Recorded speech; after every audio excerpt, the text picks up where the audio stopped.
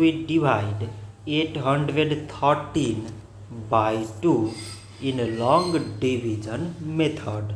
So 2 times 4 is 8. On subtracting we get 0. So now we put down this 1 and 2 times 0 means 0.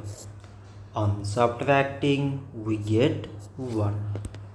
So again we put down this 3 and it is 13.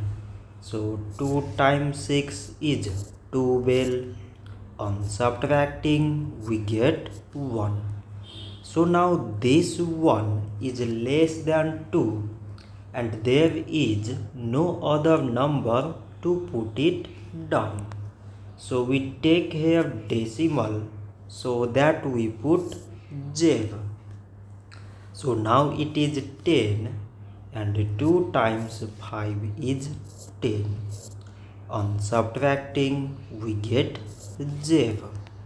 So 813 divided by 2 is 406 decimal 5. So this much for today and thanks for watching.